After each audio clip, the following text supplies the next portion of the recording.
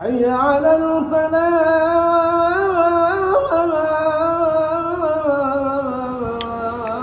Assalamualaikum warahmatullahi wabarakatuh. Bismillahirrahmanirrahim. Innal hamdalillah nahmaduhu wa nasta'inuhu wa nastaghfiruh wa na'udzu billahi min shururi anfusina wa min sayyiati a'malina. May yahdihillahu fala mudilla lahu wa may yudlil fala hadiya lahu. Asyhadu an la ilaha illallah wahdahu la syarika lahu wa asyhadu anna Muhammadan 'abduhu wa rasuluh. Arsalahu bil huda wa dinil haqq liyuzhirahu 'ala dini kullihi walau karihal musyrikun. Allahumma salli ala sayyidina Muhammad wa ala alihi wa ashabihi ajma'in. Amma ba'd. Sidang pendengar yang budiman lagi beriman. Pertama, utama dan selamanya kita bersyukur kehadrat Allah Subhanahu wa taala kerana diberi ruang dan kesempatan untuk kita meneruskan kehidupan di dunia yang sementara ini. Dan bagi pihak saya mengucapkan banyak terima kasih kepada pihak Rustia kerana memberi ruang untuk kita berbicara berkaitan dengan satu topik yang telah dipersetujui bersama, iaitu lapangan dakwah. Mungkin agak berbeza dengan dakwah lapangan, namun antara kedua istilah tersebut, lapangan dakwah dan dakwah lapangan, saling terkait antara satu sama lain. Tuan-tuan dan puan-puan yang budiman,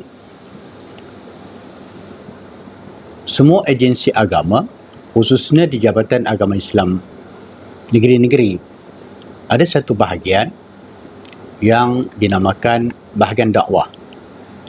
Dan mungkin pengenalan sedikit kepada bahagian dakwah, khususnya di negeri Perak ini, yang saya telah diamanahkan untuk mengetuai bahagian ini, yang merupakan suatu cabaran untuk kita menggerakkan apa yang diistilahkan sebagai dakwah itu.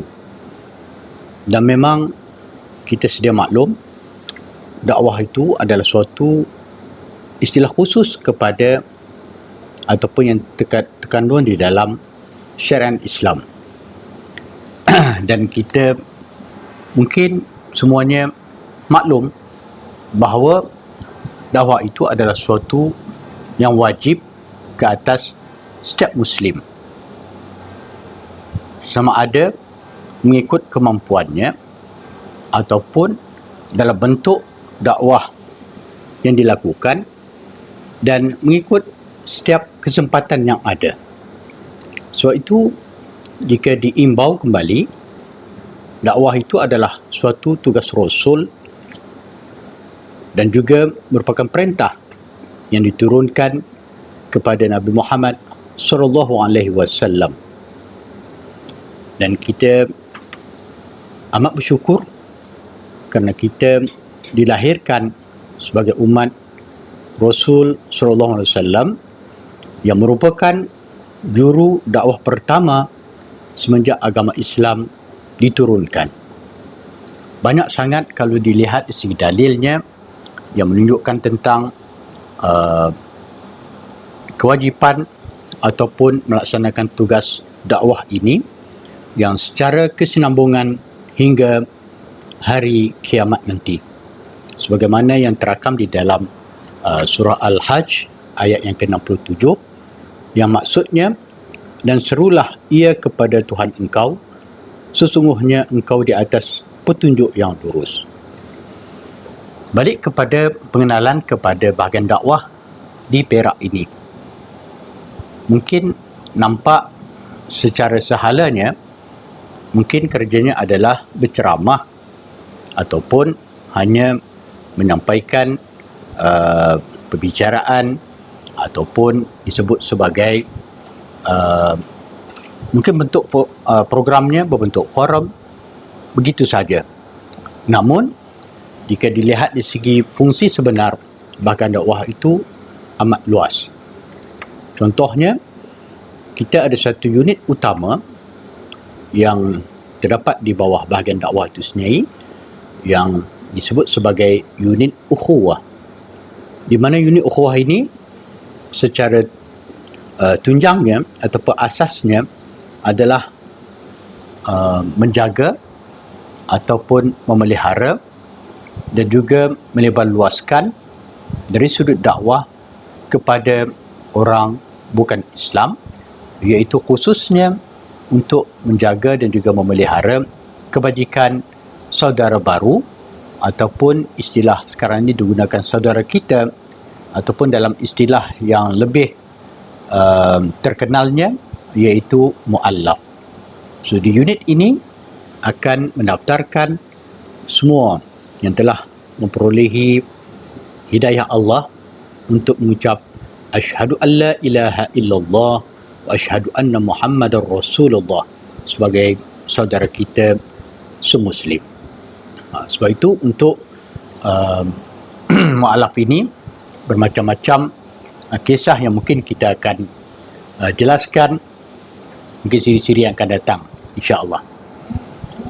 Namun untuk kita panggil kuliah yang pertama ini, ya, kita lihat sedikit apa yang asasnya, ya, kepada dakwah itu, yang mungkin bagi pihak tuan-tuan dan perempuan perkataan biasa, yang bukan suatu perkataan yang luar biasa bila disebut dakwah itu. Namun apakah kita memahami maksud dakwah yang sebenarnya, dan apakah kita termasuk di dalam istilah pendokong dakwah ataupun disebut sebagai pendakwah ataupun sebagai ad-da'i. So itu kalau dilihat di sudut bahasanya, kita boleh katakan bahawa, ya, dakwah kepada Islam itu merupakan satu teknik untuk menarik manusia kepada ajarannya, sama ada secara teoretikal atau praktikal. Yang kita kalau di sudut kata asal dakwah itu memanglah perkataan bahasa Arab, yang kalau dilihat di segi bahasa kita, bahasa Melayu, maksud ialah mengajak, menyeru, jemput, memanggil, ya, kepada sesuatu perkara. Sebagaimana yang disebutkan tadi, dan Allah menyeru kepada negara kesejahteraan. Itu di sudut bahasanya, yang kita boleh katakan dakwah merupakan satu perkara yang memerlukan satu usaha atau kesungguhan, sama ada secara amali atau teori, bagi mencapai objektif yang digariskan, yang di dalamnya mungkin terdapat istilahnya tuntutan jihad dan amal. Itu mungkin dari sudut bahasa. Kalau kita lihat di segi istilahnya, banyak sebenarnya definisi dakwah yang dilontarkan, yang dirakalkan oleh para ulama yang terdahulu. Antara lain, ya, Ibnu Taimiyah menyebutkan bahawa dakwah kepada Allah ialah menyeru manusia agar beriman dengan Allah serta beriman dengan apa yang telah dibawa oleh para rasulnya, dengan membenarkan apa yang telah diberitakan oleh mereka dan taat kepada perintah mereka. Manakala Abu A'la Al-Maududi pernah merakamkan bahawa dakwah adalah panggilan ilahi dan Rasul mengajak manusia memiliki nilai-nilai suci dan agung. Dakwah adalah menghidupkan manusia, iaitu menghidupkan panca indera, daya pemerhatian, daya rasa, daya ciptanya, menghidupkan dhamir, hati nurani dan basirah, menghidupkan manusia yang seimbang dari segi ilmu, iman dan amal, ibadah, ikhtiar dan doa. Mungkin kita boleh simpulkan secara ringkasnya bahawa dakwah ialah menyeru manusia supaya taat dan beriman kepada Allah dan Rasul. Dakwah ialah mengajak manusia mengamalkan nilai-nilai yang dibawa oleh Islam bagi menghidup dan menyeimbangkan manusia. Dakwah adalah usaha mengingati fitrah manusia dan seruan kepada pembebasan manusia dari ilah-ilah palsu dan kuasa tirani, yang mana dakwah ialah usaha-usaha pembaikan dan pembangunan masyarakat yang berkesinambungan dan berterusan. Sebab itu, di bahagian dakwah, kita melihat bahawa selain daripada menjaga dan juga memelihara kebajikan setiap mu'alaf yang ada, usaha berterusan itu dilanjutkan melalui satu lagi unit yang utama, iaitu unit dakwah dan tarbiyah, di mana unit dakwah dan tarbiyah ini akan meneruskan usaha-usaha dakwah, sama ada disebut sebagai dakwah lapangan ataupun dakwah secara ke dalam, yang mungkin melihat kepada kita panggil kumpulan sasaran. Banyak kumpulan sasaran dakwah yang boleh diteruskan aktivitinya, ya, sama ada dakwah kepada masyarakat Islam itu sendiri ataupun masyarakat bukan Islam, untuk meneruskan usaha penyampaian Islam ini kepada seluruh masyarakat di bumi Malaysia ini khususnya.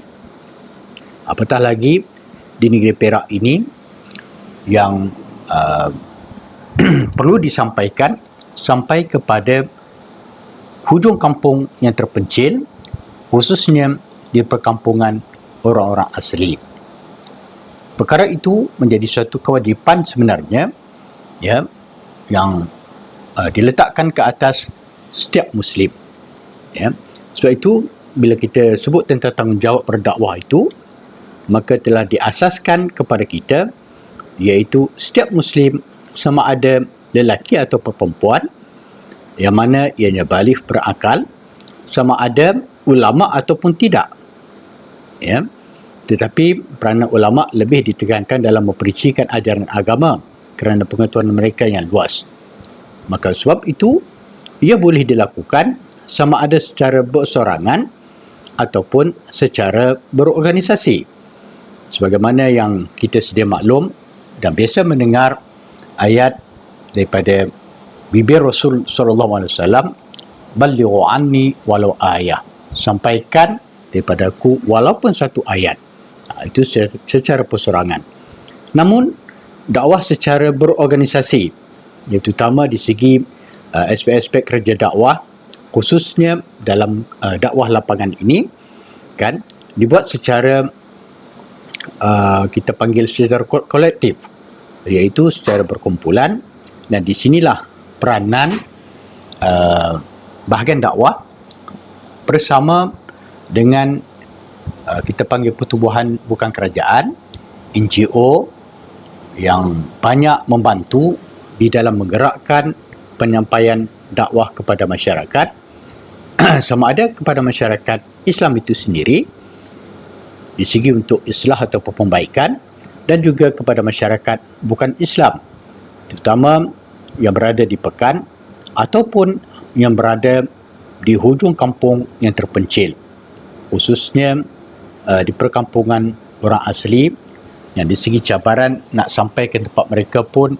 bukan satu perkara yang mudah.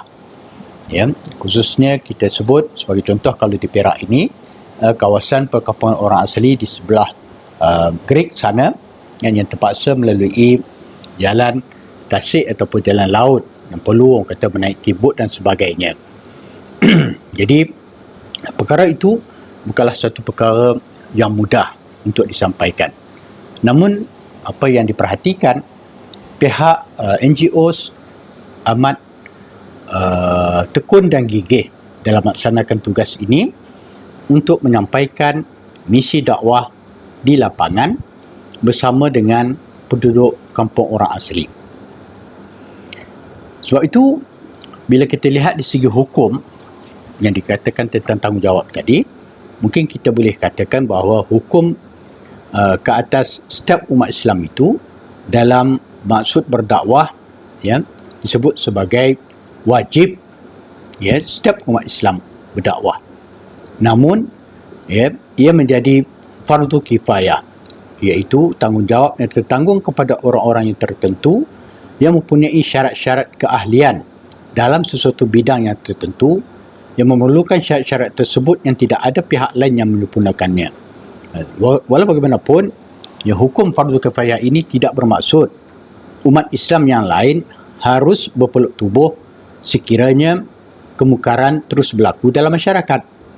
Sebab itu maksud sebenar fardu kifayah itu, sekiranya masyarakat tersebut sudah meninggalkan kemungkaran dan membuta kebaikan, tetapi jika sekiranya masyarakat masih lagi melakukan kemungkaran, maka setiap Muslim wajib memikul tanggungjawab tersebut atau memberi sokongan kepada pendakwah.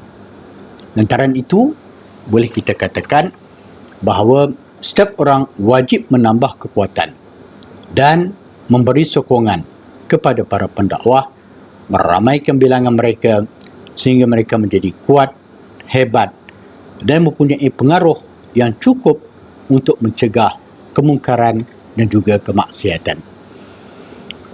Sebab itu kalau dalam konteks Jabatan Agama Islam Perak kita ini, dan tugas-tugas misi dakwah itu bukan hanya sekadar kita menyampaikan ceramah ataupun kuliah di masjid dan sebagainya, ya, namun sebenarnya selain daripada itu banyak aktiviti yang dilakukan. Kalau kita pernah dengar, mungkin diistilahkan sebagai street dakwah, ya, yang mana ia dilakukan di tempat yang terbuka, ya, di tempat yang terbuka, yang melihat bahawa sasaran yang perlu disampaikan itu, kan, dan sebab itu, ya, kuliah-kuliah ataupun penyampaian ceramah di masjid ataupun di surau ataupun di tempat ibadat ini mungkin kita melihat sesuatu yang patut diteruskan, ya, kerana ia untuk menambah baikan kepada umat Islam itu sendiri. Namun kepada orang yang bukan Islam, so, bagaimana kita nak sampaikan mesej ataupun misi Islam kepada mereka? Dan inilah sebab itu di dalam program yang dinamakan dakwah harmoni, ya, di mana kita juga membuat satu aktiviti untuk melihat bahawa dakwah kepada Islam itu ataupun agama Islam itu adalah suatu yang baik, yang melihat kepada perdamaian dan juga melihat kepada suatu yang tulus dan suatu yang murni. Semuanya nak baik. Memang Islam itu adalah agama kesejahteraan yang melihat kepada sejahtera menjadi sasaran ataupun endingnya. Suatu contoh, kita juga bersama, kalau di Ipoh ini, ya, contoh di Masjid Cina Tasik itu, kita juga membuat suatu aktiviti iaitu menyambut Tahun Baru Cina. Yang mungkin bila sebut Tahun Baru Cina, ia merupakan suatu sambutan perayaan untuk kaum Cina yang mungkin rata-ratanya, ya, masyarakat Cina di Malaysia ini beragama Buddha, ya. Namun di segi amalannya, perayaan Tahun Baru Cina itu, apakah kita di sudut bangsanya Melayu, ya, tidak boleh nak mengenengahkan ataupun bersama dengan mereka. Dan mungkin ini yang kekadannya kita melihat apakah itu suatu yang berbentuk akidah ataupun ia hanya adalah sesuatu budaya. Sebab itu bila kita melihat bahawa sambutan perayaan Tahun Baru Cina itu adalah suatu budaya, maka kita bersama dengan mereka untuk secara tidak langsung menarik perhatian bahawa Islam itu adalah agama yang universal, yang untuk semua, bukan untuk bangsa sahaja. Sebab itu dalam soal kita sebut sebentar tadi berkaitan dengan pendakwah, maka tak dapat tidak, ya, tak dapat tidak ciri-ciri ataupun sifat-sifat kepada seorang pendakwah itu, ya, amat perlu, ya, amat perlu untuk melihat sama ada kita mampu untuk menyampaikan dakwah sekadar kemampuan kita sendiri. Kalau dilihat kepada asas ataupun kita panggil ciri-ciri, sifat yang perlu ada kepada seorang pendakwah itu tidak lain tidak bukan, kena ada persiapan dalam menjalankan tugas ataupun meneruskan perjuangan Rasul ini untuk kita memperolehi kejayaan. Banyak persiapan yang perlu dibuat oleh seorang pendakwah. Pertamanya mungkin kita sebut perlu menguasai ilmu pengetahuan yang luas, terutama dalam bidang agamanya, sebab kita nak sampaikan agama Islam itu sendiri. Kemudian untuk memahami kandungan Al-Quran, perlu juga memahami di sudut halal dan haramnya. Perlu juga mengetahui tentang hakikat dunia ini, tipu daya dunia dan sebagainya.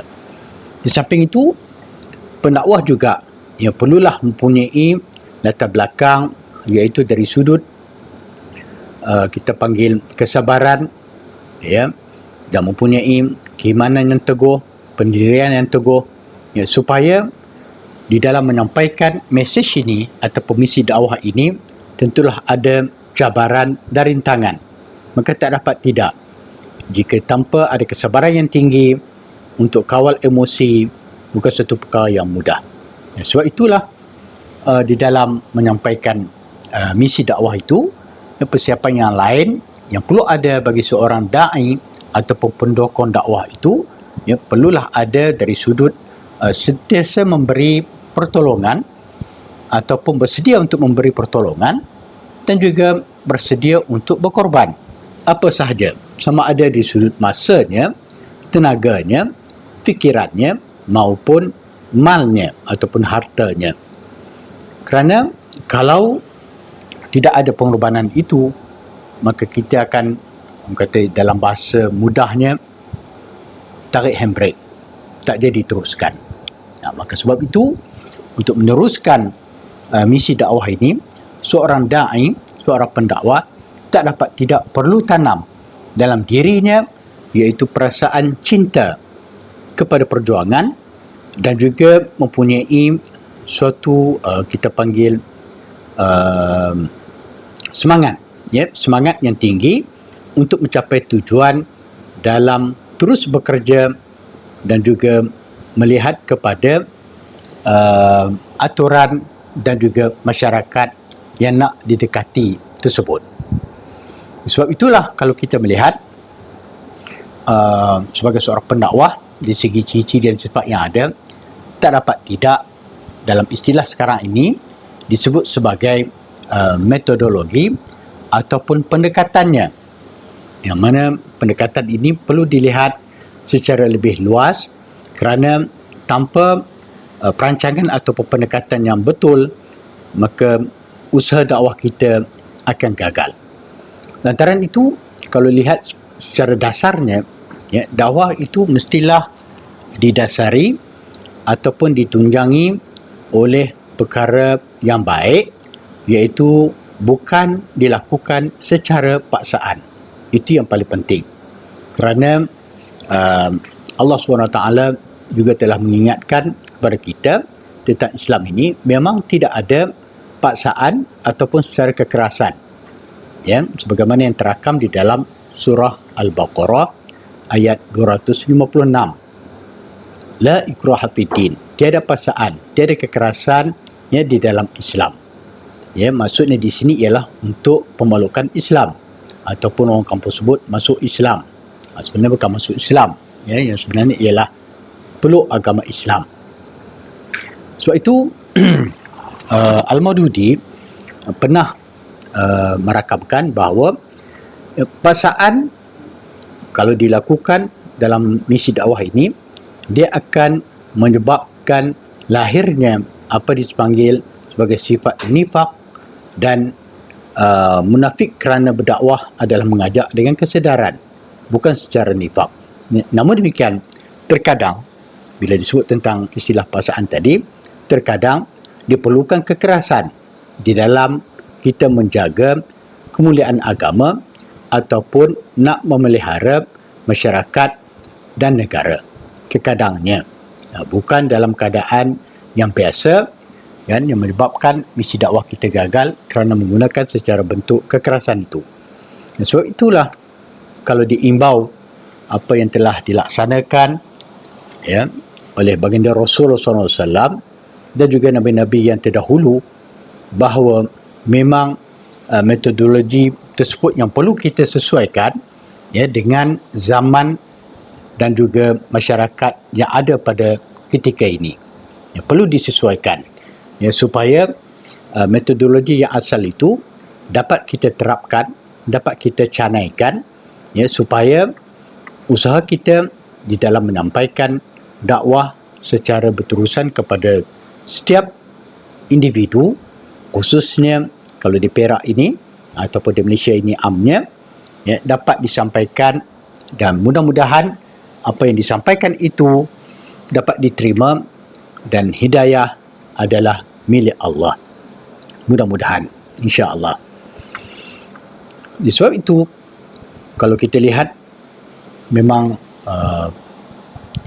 bila disebut tentang dakwah itu sendiri ya, keterangan yang dibuat atau metodologi yang telah diasaskan oleh baginda Rasulullah SAW sebagaimana yang disebut ataupun terakam termaktub di dalam Al-Quran ya, surah An-Nahl ya, ayat 125, yang mungkin ayat ini adalah suatu ayat yang biasa digunakan oleh seorang da'i untuk menjadikan asas kepada seorang pendakwah ya, di mana ada tiga bentuk metodologi yang digunakan di dalam penyampaian dakwah tersebut. Secara ringkasnya mungkin kita boleh sebutkan maksud ayat 125 daripada surah An-Nahl itu ya, iaitu serulah kepada jalan Tuhan kamu dengan cara hikmah ya, itu mungkin metod yang pertama, secara hikmah. Yang kedua, nasihat yang baik, metod yang kedua. Dan metod yang ketiga, dan berdebatlah dengan mereka dengan cara yang baik. So, kalau kita perincikan sedikit maksud hikmah di sini, ya, maksud hikmah di sini mungkin boleh kita huraikan bahawa iaitu keterangan yang jitu dan tepat yang dapat meyakinkan dan dapat menghilangkan keraguan dengan memasukkan ruh tauhid dengan akidah iman, dalil-dalil dan keterangan-keterangan yang jelas sehingga meyakinkan akal. Termasuk juga dalam istilah hikmah di sini ialah dengan menggunakan susunan kata-kata yang biasa dan senang diterima akal, dan bukannya menggunakan kata-kata yang tidak difahami atau sukar difahami oleh penerima dakwah ya, sebagaimana yang dilakukan oleh baginda Rasul sallallahu alaihi wasallam, khatibun nas ala qadri uqulihim, yang bercakap kepada manusia atas pemikiran ataupun akal mereka itu. Sebab itu perlu dilihat sasaran, siapa golongan yang perlu kita sampaikan misi dakwah tersebut. Sebab itu sebagai contoh dalam kita menyampaikan dakwah kepada masyarakat orang asli yang sebenarnya suku kaumnya cukup pelbagai. Ada Temia, ada Negrito, ya, ada Semai, dan semuanya mempunyai latar belakang ataupun adab budaya yang berbeza. Maka untuk kita menyampaikan secara berhikmah, perlulah memahami budaya tersebut dan juga di segi latar belakang mereka supaya apa disampaikan itu dapat diterima ya, dan dapat orang kata meningkatkan jelasnya bahawa Islam itu adalah agama yang baik. Suatu metod yang kedua daripada surah An-Nahl itu, iaitu kita sebut sebagai nasihat yang baik, itu mau'izatul hasanah ya. Apa maksud nasihat yang baik?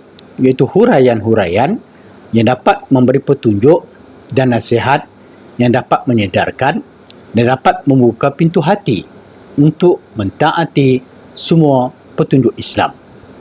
Huraian-huraian ini dilakukan dengan jelas dan tanpa menyakitkan hati orang lain. So itu bukan bila menyampaikan misi dakwah tadi menyebabkan ada pihak yang terusik atau terhiris hati, kan, di atas suara ataupun huraian yang menyebabkan dirinya terasa dihina dan sebagainya. Maka sebab itu metod ini, iaitu Mau'izatul Hasanah ini, ditujukan kepada orang-orang yang menerima dan sudah komited dengan prinsip dan fikrah Islam, yang mana mereka ini tidak memerlukan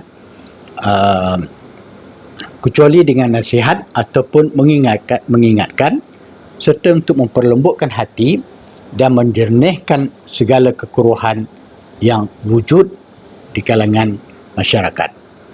Maka itu disebut sebagai Mau'izatul Hasanah, iaitu kita berikan petunjuk ataupun nasihat yang boleh menyedar dan juga membuka pintu hati. Tuan-tuan dan puan-puan yang budiman, kita beralih kepada metod yang ketiga, wajadilhum billati hiya ahsan, iaitu berdialog dengan cara yang baik. Maksudnya apa? Maksudnya ialah memberi hujah atau bukti-bukti yang dapat menolak sanggahan ataupun pendapat lawan.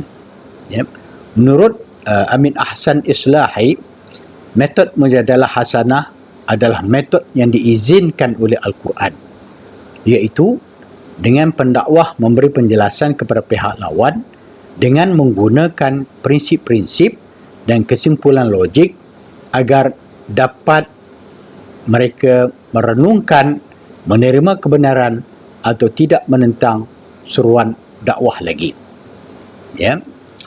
Contohnya, kalau kita lihat apa yang pernah disebut tentang Ibnu Hanbal, yang dicabar tentang di manakah Allah dan sebagainya.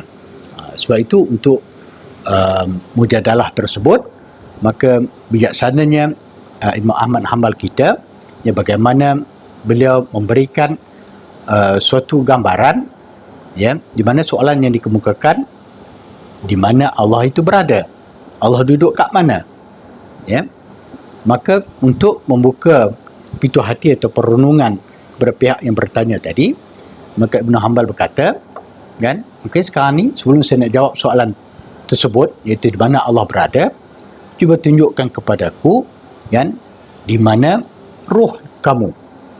Sebab seorang yang hidup ada roh, tapi rohnya letak di mana? Di kakinya kah? Di kepala lututnya kah? Di perutnya kah? Jadi jawab soalan tu dulu. Kalau tak ada jawab soalan tu, sekarang ni cuba minum air sirap. Sebutkan, nyatakan dan bagi tahu di manakah sedapnya air sirap tersebut. Di warnanya kah ataupun dekat mana? Yang penting sedapnya ada. Yang penting rohnya ada. Maka itulah maksudnya Allahnya ada. Maka jangan dipertikaikan tentang di mana kedudukan, di mana keberadaan Allah tersebut. Allah itu tetap wujud. Jadi secara tak langsung, bila mujadalah secara hasanah ini, secara baik ini, untuk membuka pintu ataupun mengetuk pintu hati supaya berfikir secara logik. Sebab itulah dalam berdialog secara yang baik ini, dengan cara yang baik ini, memang dibenarkan untuk membuka ruang dan juga pihak yang terlibat tadi yang menyanggah, yang menyanggah tentang kewujudan Allah dan sebagainya, maka melalui metod yang ketiga ini tadi dapat membuka ruang untuk beliau berfikir dan merenung tentang kebenaran yang terkandung ataupun terdapat di dalam Islam. Tuan-tuan dan puan-puan yang saya muliakan, balik kepada kita panggil cabaran ataupun usaha dakwah di lapangan ataupun lapangan dakwah secara di lapangan. Tuan-tuan dengan keliru, pening kan? Istilahnya berbelit-belit tapi maksudnya sama, iaitu lapangan dakwah di lapangan. Memang lapangan dakwah itu sesuatu yang luas, bukan hanya secara kita berceramah ataupun contoh macam yang saya adakan begini, namun sebenarnya jauh daripada itu. sama ada melalui sebab itu disebut sebagai dakwah bil lisan ataupun dakwah bil hal. Dakwah bil hal adalah sesuatu yang mungkin kita tak perlu bercakap, tapi melalui akhlak kita, melalui kita panggil body language kita, dengan sopan santun kita dan sebagainya, itu adalah usaha dakwah yang secara tak langsung adalah merupakan suatu cerminan bahawa itulah syariat Islam yang sebenar. Umpamanya kita berjiran sesama yang bukan Islam, maka secara tak langsung, contohnya katakanlah di dalam bulan Ramadan, tidak menjadi kesalahan andai kata kita menyediakan juadah makanan untuk buka puasa sedikit dipanjangkan ataupun disampaikan kepada jiran yang bukan Islam. Itu secara tak langsung, ya, dakwah bil hal namanya. Kita tak bercakap pun, ya, hanya melalui aktiviti ataupun tindakan kita secara santai tersebut, yang mungkin pihak jiran kita tadi merasa cukup senang hati atas kebaikan kita, yang kita adalah seorang Muslim yang taat dan patuh kepada ajaran Islam. Sebab itu kalau dilihat cabaran ataupun kita panggil masalah, ya, kepada unit ukhuwah yang saya sebutkan di awal tadi, ya, para mu'alaf kita ini untuk menyampaikan perkataan dakwah kepada yang bukan Islam, yang banyak sebenarnya di segi cabaran dan juga punca masalahnya, ya, saudara baru ataupun saudara kita yang kita istilahkan itu. Ya, dalam satu penulisan yang dibuat kajian, ya, khususnya di contoh yang ada di sini ialah cabaran ataupun punca masalah saudara baru di Sabah. Yang kita sedia maklum, di Sabah sana pelbagai etnik, ya, kumpulan masyarakat yang ada. Maka sudah pasti, ya, cabaran untuk menyampaikan misi dakwah, ya, di Sabah tersebut cukup, orang kata, berliku, ya. Sebab itu digariskan beberapa dapatan yang menunjukkan bagaimana, ya, saudara baru kita di sana, ya, susah ataupun kata dapat meneruskan kehidupan sebagai seorang Muslim yang baik ataupun penghayatan Islam yang sebenar. Maka ada beberapa isu yang dibangkitkan di sini. So, antara lain ialah masalah sikap, ya. Masalah sikap ini dia menjadi permasalahan utama yang sentiasa dihadapi oleh saudara baru, ya. Kenapa? Kerana perubahan sikap bagi saudara baru setelah memeluk agama Islam ini, ya, suatu yang kekadangnya dia menjadi satu halangan kepada mereka, terutama di dalam mengubah gaya hidup ataupun kita panggil kebiasaan amalannya, ya. Kenapa jadi begitu? Kerana agama Islam tentulah berbeza dengan agama-agama yang lain. Yang maksudnya ada, kalau dengan izinnya dalam bahasa orang kampung saya katalah, ya, core religious belief, iaitu sistem ajaran yang tersendiri, yang mana di dalam kita panggil religious boundaries itu, yang batasan dalam peraturan agama itu tentulah berbeza, termasuk juga dari sudut tuntutan kewajipan agama, ya, ataupun disebut sebagai religious obligations, ya. Maka sebab itu bila bagaimana Muslim nak ubah, ya, sikap nak ubah kepada tiga perkara tadi, tuntutan dan sebagainya, itu suatu halangan kepada mereka. Lantaran itu, perubahan sikap yang nak melibatkan di sudut kita panggil menyesuaikan diri, ya, ataupun nak absorb, ya, budayanya itu, ya, cultural adjustment itu, ya, dalam rutin hidup seharian, bukan suatu yang mudah bagi seorang saudara baru ataupun saudara kita, yang kehidupan sebelum memeluk agama Islamnya jauh berbeza. Maka sebab itu perlu diadakan, orang kata, pemeliharaan ataupun penjagaan kepada saudara baru, ataupun istilah mu'alaf tadi itu secara berterusan dengan pihak Jabatan Agama Islam Perak. Kita sebenarnya ada melantik mubalik istilahnya, yang dilantik oleh Majlis Agama Islam Perak, dan juga ada disebut sebagai penggerak masyarakat orang asli yang dilantik oleh pihak Jabatan Kemajuan Islam Malaysia, ataupun singkatannya JAKIM. Maka mereka akan sentiasa bersama dengan para mu'alaf kita untuk memastikan bahawa penghayatan Islam dapat diteruskan. Dan bagi guru, kita juga melantik setakat ini ada 75 orang di seluruh negeri Perak yang kita sebut sebagai guru asas pengajian Islam mu'allaf, ataupun singkatan ini sebagai APIM, iaitu APIM. Kita panggil guru APIM. Ini bukan APAM, APIM. Maksudnya guru ini akan mengajar para mu'allaf untuk memahami dan juga seterusnya dapat memastikan bahawa penghayatan mu'allaf kita berterusan dalam mengubah sikap mereka daripada yang sebelum itu, yang mungkin tiada agama bagi orang asli, contohnya kebanyakan begitu, free begitu, kepada tuntutan agama.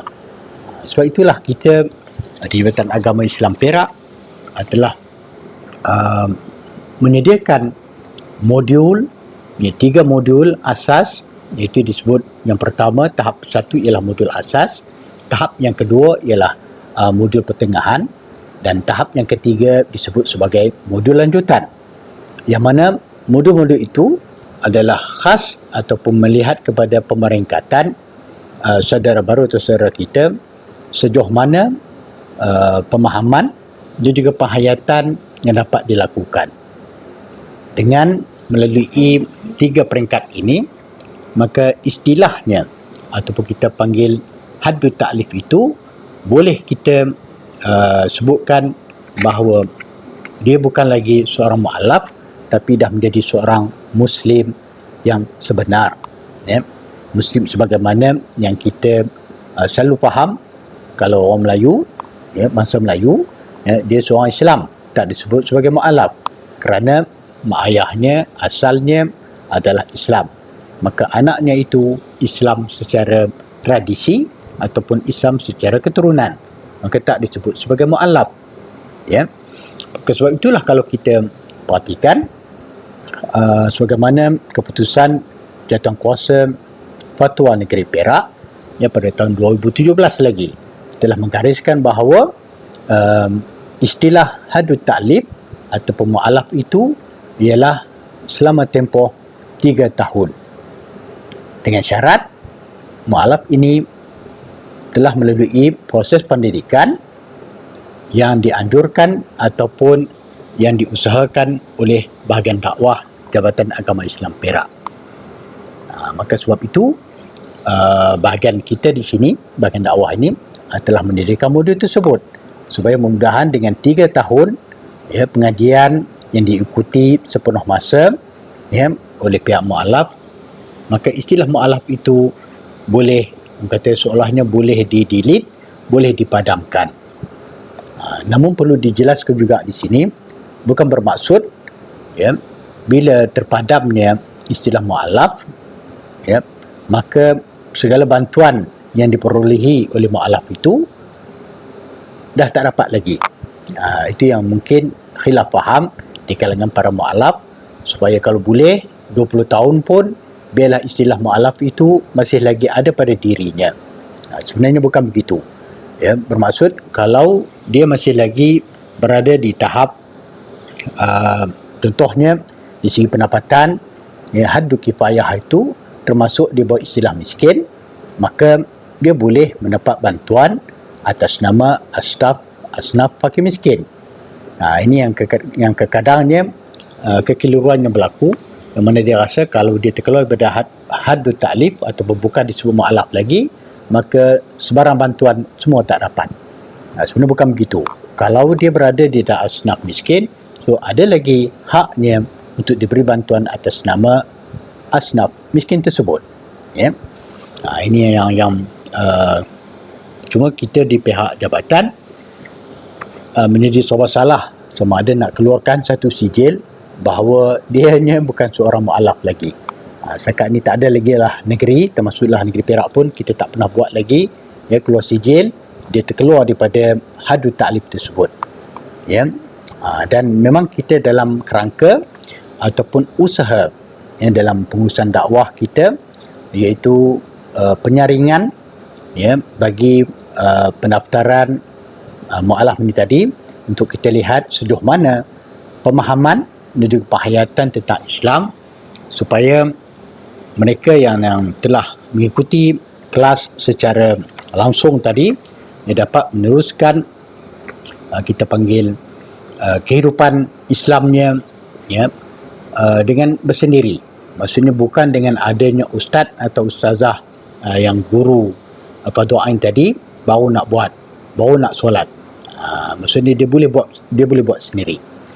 Okay, itu yang pertama yang boleh kita katakan sebagai cabaran ya, iaitu sikap itu sendiri.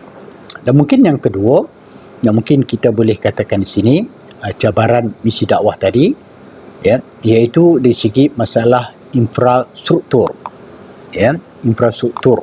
Di sini yang mungkin kekangannya kemudahan yang ada di satu tempat itu, khususnya kalau macam kita di Perak ini, memang yang saya macam yang sebut di awal tadi ya, perkampungan orang asli ya, bukan satu perkampungan yang penuh dengan infranya ya. Kemudahan jalan raya bukan kata lengkap ataupun yang orang kata yang memang selalunya memang sukar kita nak lalui, tak boleh melalui jalan darat pun ya. Jadi memang melalui infra tadi itu ya, secara tak langsung kan, untuk kita nak mendekati saudara baru yang tinggal di kawasan Ceruk Pendalaman bukan satu perkara yang mudah, ya, sebab lantaran itulah kita perlu kepada individu yang disebut sebagai adai pendakwah tadi yang tinggal bersama mereka. Maka itulah asasnya kenapa penggerak masyarakat orang asli ya, ataupun disebut secara ringkasnya PMOA itu ya, dilantik ya oleh pihak, khususnya oleh pihak Jabatan Kemajuan Islam Malaysia JAKIM ya, untuk tinggal bersama masyarakat orang asli di Ceruk Pendalaman itu secara tak langsung untuk memastikan bahawa penyebaran Islam ini kepada masyarakat orang asli yang bukan Islam tadi yang dapat melihat kebaikan dan juga kesantunan Islam itu untuk kehidupan yang sebenar, iaitu kehidupan yang kekal abadi, iaitu di akhirat nanti, bukan hanya kehidupan di dunia yang sementara. Sebab itulah untuk kemudahan infra ini amat penting, kerana jika tidak ada infra tersebut maka halangan sikit sebanyak kata terpalit kepada pihak pendakwah kita yang kekarannya, dan itulah yang disebutkan tadi kan, ciri-ciri ataupun sifat-sifat pendakwah itu perlu ada ketinggian sabarnya dan juga tinggi kesungguhannya supaya usahanya itu adalah menepati apa yang dilakukan oleh baginda Rasul sallallahu alaihi wasallam. Sebab itulah kalau kita melihat tentang kedudukan ataupun kita panggil sebagai dakwah lapangan itu kan, maka banyak aktiviti yang boleh disusun. Sebab itulah macam yang disebutkan tadi, kewajipan ini adalah kewajipan setiap insan setakat kemampuan yang ada. Maka kalau kita tidak boleh bertindak secara bersendirian, mungkin kita boleh bersama rakan-rakan ya, ataupun kita boleh orang kata kita panggil bersama dengan pihak NGO ya, pertubuhan bukan kerajaan, untuk menggerakkan misi dakwah ini. Betul, macam-macam istilah. Ada dinamakan misi dakwah sebagai kembara dakwah. Ada yang buat begitu. Ada yang buat aktiviti yang sasarannya adalah pihak gelandangan. Dan memang bagi pihak Jabatan Agama Islam Perak, sebelum pandemik COVID-19, dan sekarang ni kita tangguhlah sekejap, kita hold sekejap kerana dengan sebab pandemik itu kita tak boleh laksanakan misi dakwah, iaitu menyantuni pihak gelandangan. Memang khususnya di Ipoh ini masih lagi kedapatan yang istilahnya gelandangan itu, ya, di tengah malam masih lagi orang kata tinggal di kaki 5 kedai ataupun di mana-mana tempat berteduh yang ada. Ya, maka kita dah tetapkan kalau sebelum ini setiap hari Khamis malam Jumaat itu kan, melalui sumbangan pihak-pihak yang berhati mulia yang menyediakan paket-paket makanan untuk disampaikan kepada pihak gelandangan. Dan tuan-tuan dan perempuan budiman yang mendengar siaran ini boleh menghulurkan ataupun istilahnya menaja, ya, pada bila-bila minggu yang kita buat, ya, untuk menaja untuk pemberian makanan kepada pihak gelandangan. Ya, insya-Allah kita bersedia menerima dan kita sampaikan hajat tuan-tuan dan perempuan itu dengan kita menyantuni gelandangan yang mungkin diistilahkan sebagai dakwah bilhal. Ya, kita bukan suruh dia mengucap 2 kalimah syahadah pun, dan pihak pemberian makanan ini bukan terhad kepada gelandangan Muslim sahaja. Ya, siapa sahaja, termasuklah yang bukan Islam pun, kita sampaikan juga paket makanan ini dengan hasrat, dengan motif supaya Islam itu adalah agama yang suci, agama yang mulia, agama yang baik untuk manusia keseluruhannya. Jadi saya kira mungkin kita boleh simpulkan dalam siri, tak tahulah kalau ini dipanggil siri yang pertama, ya, kita boleh katakan bahawa dakwah itu adalah suatu kewajipan yang perlu dipikul oleh setiap Muslim bagi menyeru manusia ke arah kebenaran dan juga ke arah memperolehi hidayah Allah. Kerana kita sedia maklum, hidayah itu adalah milik Allah. Kita hanya membuka jalan, menebas lalang supaya laluannya dapat diberikan hidayah oleh Allah Subhanahu Wa Taala. Dan yang keduanya, kita boleh simpulkan, ya, dakwah yang kita nak lakukan itu biarlah mengikut metodologi yang telah ditunjukkan oleh para Nabi dan Rasul. Ya, sebagaimana surah An-Nahl tadi, yang ada 3 metod yang utama itu. Bil hikmah, wa mau'izatul hasanah, wa jadilhum billati hiya ahsan. Ya. Dan yang ketiganya, boleh kita rumuskan, boleh kita simpulkan bahawa dakwah tidak terhad hanya secara lisan, tetapi boleh dilakukan melalui media yang luas, dan apatah lagi dalam kedudukan hari ini yang mungkin berbeza di zaman Rasulullah SAW, ya, yang mana pada hari ini dakwah secara media, ya, perlu kita luas, ya, perlu kita luaskan supaya dakwah itu dapat diteruskan, dapat diikuti, ya. Cuma yang penting dakwah melalui media ini, ya, janganlah sampai bercanggah dengan ajaran Islam. Itu kita perlu elakkan, ya, perlu elakkan. Dan mungkin ada sasaran yang mungkin melalui dakwah media ini, ya, media sosial ini, ya, boleh membaiki dirinya, ya, disebabkan melalui media yang baik dengan susun kata yang teratur dan lembut, yang tidak menggunakan sebarang kutukan, cacian dan juga kejian.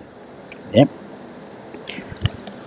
Dan yang akhir sekali, kita boleh katakan bahawa, kan, golongan pendakwah yang menyeru manusia ke arah kebenaran haruslah Ini maksudnya sebagai seorang pendakwah, seharusnya terlebih dahulu mempraktikkan akhlak Islam yang ada untuk dirinya terlebih dahulu.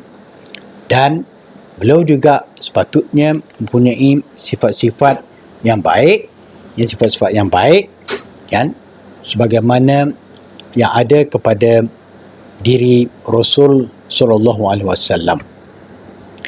Dan dalam menghadapi suasana dakwah pada hari ini, kan, kita mengharapkan pendakwah akan terus menerus melaksanakan tugas Rasul ini, ya, walaupun mungkin menghadapi pelbagai tribulasi, itu bahasa canggih tu, ya, maksudnya cabaran dalam usahanya untuk menyampaikan kebenaran, kerana usaha dakwah ini adalah suatu sunnah perjuangan yang telah ditinggalkan oleh baginda Rasul sallallahu alaihi wasallam. Saya kira itu sahaja. Maaf kalau ada terkasar bahasa ataupun tersilap tutur bicara. Maaf sekali lagi. Kita mohon doa, mudah-mudahan Allah memberikan kekuatan kepada kita untuk meneruskan misi dakwah kita ikut kemampuan diri masing-masing. Wallahu a'lam.